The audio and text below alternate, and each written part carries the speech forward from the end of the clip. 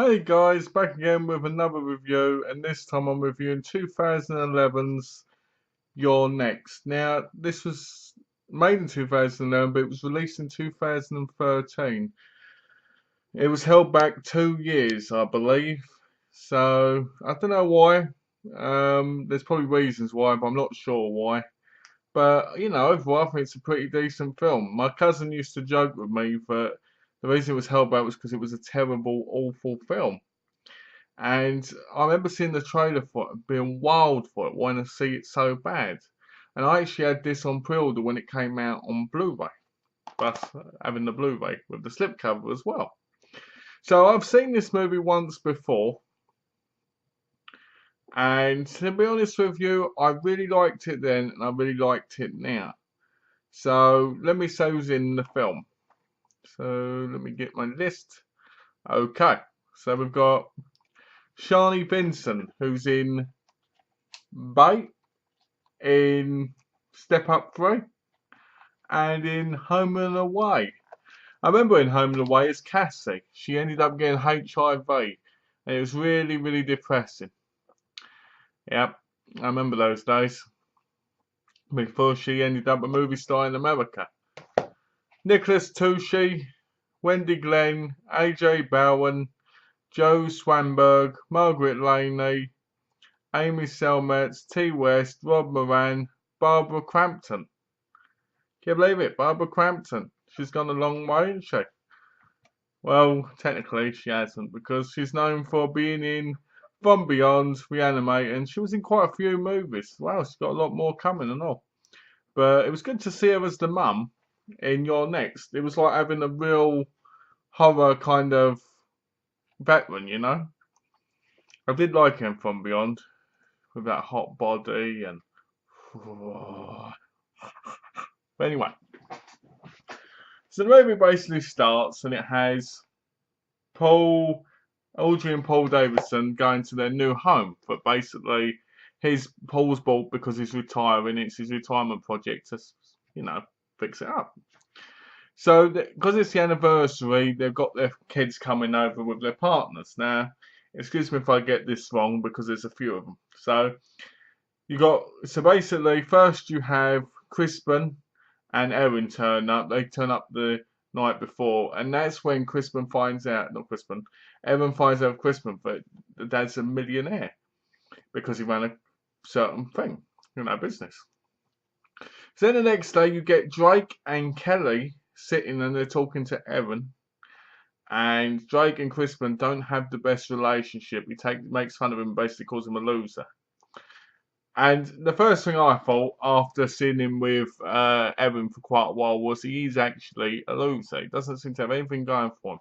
He's a professor, but he just doesn't seem to be charming or exciting or anything. But, looking on someone else's relationship, you don't know, do you? Then you get Felix and Z, turn up Z with Dewey's. And then you have Amy and Tariq. That's it. Amy and Tariq. So they're the kids. Tariq is the boyfriend of Amy. Z is the girlfriend of Felix. Drake's wife, I'm guessing, is Kelly. So we've got that now. We've got that down. So anyway. So basically they all turn up. They're there for the dinner. And you get some real good character development. Like, at the beginning, you see this girl who seems to be sleeping with a man older than her. People say it's her professor, who knows. Basically, he's in the shower and she gets killed, and there's a big thing on the wall that says, "You're next." Like, on there, but in blood. And he's in the shower. Well, he comes out and he sees that, goes, turns around, he gets killed. And they put this song on, which I don't know the song, but it's quite catchy because every time it got to that point where you heard it, I was like, "Oh yeah, that's how we do it. Oh yeah." But anyway, back to the review. So so you get some good character development in this because I felt, it's not a long time, okay, man, but it's a nice amount of time to see the relationship between the brothers and the sister, the father, the mother. You know, the father and Drake seem to get along a lot more than Crispin does with his dad. And when they turn up, Z seems to be really off with everybody. Not even putting in an effort to be nice. You know when you meet your partner's family and you're nice and you want to show them a good side because you want them to kind of accept you. She doesn't do that, which makes you think, maybe something's going to happen. So a little bit later, Aubrey asks Evan to go and get some milk from next door. Now, next door is like a big walk down the road away because this home is in the middle of nowhere and it's far away from everybody except for one person, from what I could gather. Big houses. So Erin gets there and she knocks on the door and nobody answers. She walks home, I guess, and all she is the music. Hey, hey, hey. So the next thing you see is they're having dinner. Tariq's talking about being a director, but he's only directed one documentary, and they're all getting along. And you see Aubrey in the kitchen, and you see somebody in an animal mask looking through the window. Uh-oh, is this going to be a home invasion movie? Seen them, not impressed. Gets quite boring because they just turn up looking in places like you'll be walking by, they'll say walk by, and they turn their head out the door like, oh, and you're like, okay, shock factor. But not in this movie. That doesn't happen in this movie. This movie's great. So here we go. Tariq gets up, he looks out the window and he gets shot with a bolt. Right in the, because people shoot because they got a crossbow. Because the killers have got crossbows, so they're using a bolt. If it was a bow and arrow, it'd be an arrow. Anyway, so he dies, and Drake gets one in the back. He's like, ah! And basically they all try and find safety. Now Erin goes straight into combat mode, and you're like, wow, Erin, you're sexy, baby. And she basically tells everybody to get a chair and run out. Now I'm thinking, hold on a minute. If they shoot a bolt and it will go straight through the lining of the chair because it's not hard, and even if it was, it'd still go through. But that doesn't happen until the last person, Erin, goes out. So they're in there and they're going, what happened? Why can't we make phone calls? And Felix says, oh, it's probably a phone jam. You can get them off the internet for $30. And you're thinking, how does he know this? How does he know? And he answered that way too quickly. So basically, he's then saying, him and Z say maybe someone should try and run for it. And you're sitting there going, I don't think so. There's an unknown number of killers out there who are probably going to kill you if you run out there. You shouldn't run out there. You should just stay together, get some weapons, and be safe in a place where they can't shoot through windows or anything. But Crispin goes, yeah, that's a good idea. I'll run for it. But they say, no, no, no. So Amy, the daughter, says, I'm the fastest. I'll do it. And they're like, no, no, no. She's like, I can. And Felix is like, good idea. You'll make it. And you're like, well, somebody's been shooting bolts through the window. You don't know how many of them there is. Could there be one? Could there be two? Could there be three? Could there be four? You don't know. Where are they? Could go out there and could run straight into them. So you're like, eh. So basically, Felix and Paul, the dad, they hold the door. Just as she's about to run out, they pull it open. She runs right into a piano wire and it cuts her throat right there. And she falls on the floor and starts choking to death. And you're like, very, very smart, guys. Very smart. I like that, actually. I thought that was quite a good thing to happen. Because it was better than her just getting a bolt in the chest. So they're like, no, no, no, no. And basically, Crispin's like, I'll go for it. I'll run under the wire. And Kelly runs off, Drake's wife. And she runs underneath it. And Drake goes to run after her. And the bolt in his back hits the wire. And I thought that was great. That was such a great scene because it had some continuity to it. You know what I'm saying? He ran and it hit. It was It was great. So she runs off. She's knocking on the door of the people that got killed earlier, and the killer's like a reflection in the glass. And she turns around, he punches her right through the window, and you're like, wow, this is quite good. So she starts crawling, and she finds out that the guy sitting there, because she saw him through the window, is actually dead. And then the killer pushes her, so she goes to a glass table and stuff. Very sadistically killed, I thought. And it was probably one of my favourite deaths in the movie, to be honest, Kelly's death. So she dies, and basically they're trying to find things out, trying to find, how to survive. Well, she grabs some weapons, because what happens is the mum is left upstairs. And you're like, why would you leave someone on their own during a possible home invasion where people were getting killed? Why, in God's name, would you leave someone on their own? Oh, it's the second floor. No one's going to be up there. So Barbara Crampton's laying in her bed. And when you see her hand come from under the bed and slowly come out and move up. And she sees it. She screams. And she has a big knife in her head. Now, the problem with this is they start running as soon as they hear her screaming. When they get up there within a few seconds, and the killers put "you're next" on the wall. Now, this isn't important, but it must have took him about a few seconds to do. How did he do that and get out the room? Doesn't matter, because it's a horror movie and it's a good one with some dark humour. So she's dead, and the dad's going mental. Basically, he's upset. Everybody's upset, and you're like, ooh, this movie. So basically, Crispin runs off and he goes to get help. And you see him stand by the car looking in the thing. So I probably thought, did the battery get taken out? But it's a bit too, how can I put it? Crispin's a bit too in the open. It's a bit too in the open at the time. So you're sitting there going, why is he just standing there when there's people shooting? So you're just going, yeah.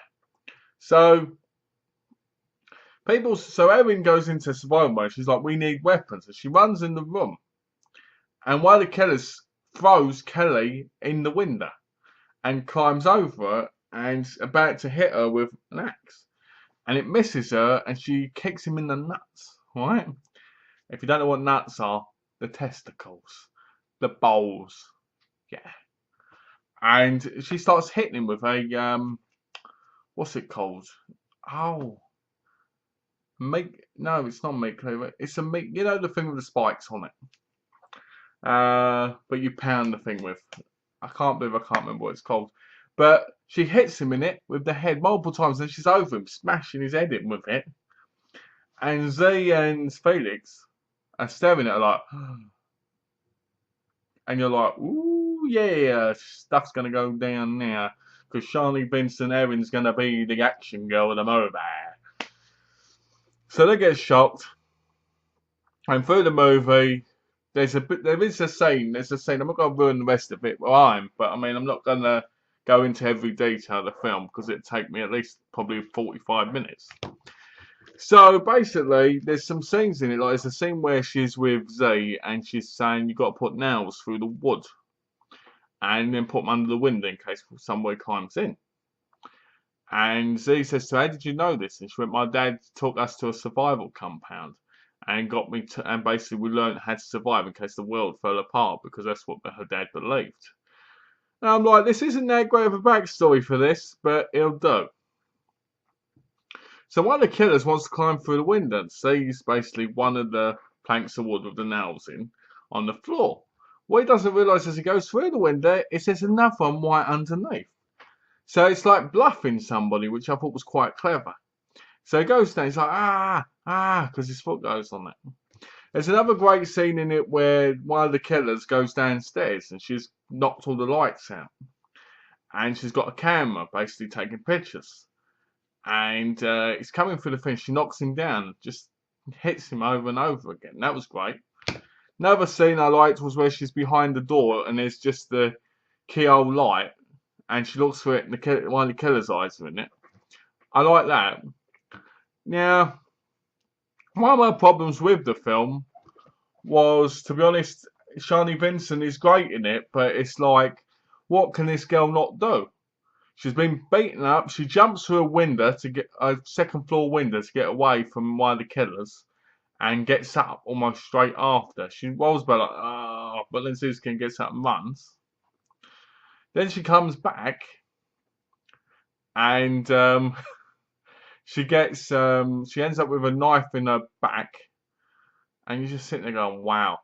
So basically, what happens is, it turns out, but there's a scene with the dad where the dad goes, "It's no coincidence to Felix and Zoe, but they're here. It's got to have something to do with us." And one of the kids grabs hold of him and cuts his neck in front of Felix and Zoe. And it turns out, but they're actually in on it.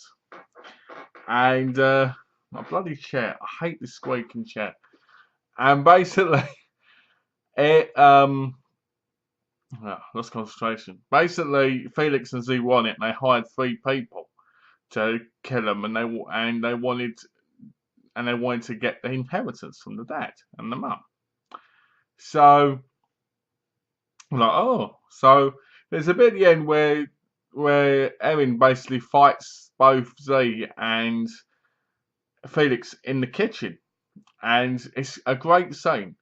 The best part of that scene is the blender, where she smashes the blender and sticks it on Felix's head and plugs it in. It goes, and then she's got the knife in her back. She pulls it out and sticks it right in Z's head, and you're like, woohoo, yeah! And she falls on the floor next to him, like, oh. And the phone rings in Felix's pocket, and she answers it. And it turns out it's Crispin going, "Is it all done?" Uh-oh. Uh-oh. The woman who's madly in love with you and worried with you just found out you're part of this evil mission to get the inheritance. Uh-oh. Action woman who could have saved your life for years.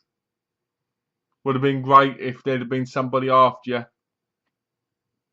You've just ruined it, buddy. You're sitting there going, uh-oh. So she says nothing and comes through the window. And he basically comes up with spiel when he sees her. "You were meant to be the witness. How would you like 500 grand to basically pay off your debts? And how about we get engaged?" And you're like, if I was a woman, I'd want to slit his throat. I'd want to kill him. And she stabs him right in the neck and right in the eye. And he goes, "Why?" And she goes, "Why not?" And you're like, yes! Woohoo! Yeah! And then, because one of my favourite lines in this movie is this: "Where's Felix?" "I killed him with a blender." I love that. I thought it was great. What she should have said was, he's blending in. Get blending in. Blending in. Anyway, so basically this copper then shoots her through the window, right?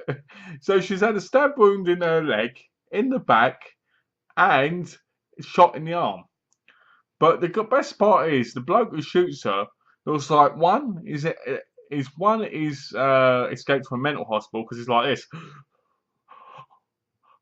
after he shot her, or 2, he's just orgasmed in his pants. And you're like, okay, what's that about? Then he goes to come through the door, and Erin's still alive, and she goes, "No, no, don't." And it goes, and you see his eyes go, and then Splat comes on the screen, and it goes, "You're next." And then it has this really cool music, and basically shows pictures of the cast with their name and everything. So I found the film funny. I found the film in a funny and a dark humour sense. I found the movie entertaining. I found it to be quite a good. See, if more invasion movies were like this, instead of whole rubbish of we're in the house, but we're going to peep out of corridors, and they're not going to know we're here, and we're going to do this, then they'd be a lot better. The Strangers is one of the most boring films I've ever seen. People walking about, missing each other. Now, I haven't seen it in years, And I do plan on watching it again sometime soon to review and give it another fair chance. But I remember last time I saw Strangers, I was just like, this is boring. So yeah, the movie was fun. It was entertaining. The acting was really well, and from what I remember hearing it was on a low budget, and it had writers and directors in it, and it was kind of like a kind of project between them. I could be wrong, but I remember him saying like that. But it's a really good film. The acting, the cinematography, I found it well paced. I like the character development of some of the characters. I liked the I liked Shani Vincent's character Evan fighting back and fighting back from the start. Because most of the time you don't see it until the end. Like there's no way you can say it really. It's like I guess Jamie Lee Curtis is the closest when it comes to Michael Myers in what one is it? H2O, where she takes him and she fights him and stuff. But it's not the same because she's killed 6 people in this movie, and she's fought them practically head on and stealthy in some ways. But you just sit there going, I really, really like this movie. It's got a great pace, that's one. It's got a great story, that's two. It's interesting, it never gets bored, and you can actually believe that Shani Vincent can actually beat them. Because it's not like she's throwing them about, but she's getting them at the right time and she's stealthy killing them as well. Like the camera bit where it's flickering, she gets him from behind. So you do believe it. The bit I didn't believe much really was the kitchen bit when Felix stabs her in the back. She's like, oh, but she's still fighting back. Because I could imagine going like that after you've been standing back would hurt like hell. So, but horror's not about believability, it's about fun. And this film is a fun fest. So I highly recommend You're Next. If you haven't seen it by now, you definitely should because it's worth your time. It's worth the 94 minutes that it is. And to be honest with you, I can't see where people won't like it. I mean, obviously there's some people that won't. But it's a fun film, it's exciting. It's just really, really good. I like it. The 3 killers in the mask were quite intimidating. Especially in the dark scenes. The problem I had was when they basically stopped wearing the mask and you saw what their face was underneath. I'd rather we hadn't seen them, and I'd rather that Felix and Z being in on it would have happened like later on in the film, even more later on in the film, like near the end, instead of finding out halfway through the movie. Because finding out halfway through the movie felt like the twists weren't there. And the Crispin twist was a bit obvious, really, because why wasn't he dead? So, yeah, I enjoyed the film. I recommend it. And I give it a 5 out of 5 because ever since I watched it the first time, I've really enjoyed it. And watching it a second time, I enjoyed it just as much. So that normally shows me if it's a 5 out of 5 for me. Because if I watch a movie once and I don't like it, or I like it and watch it a second time and don't really like it that much, it means that it's a one watch thing for me, really. But yeah, this film's great. I highly recommend it. Give it a go. And yeah, that's all I can really say about it, to be honest. It's directed by Adam Wingard, and he's a great director. Great, great film. Highly recommend it. Give it a watch. Let me know what you think of the movie. As always, if you haven't subscribed, subscribe. And check out my older videos if you haven't. So thanks for watching, guys. Take care and have a lovely day. Thanks for watching.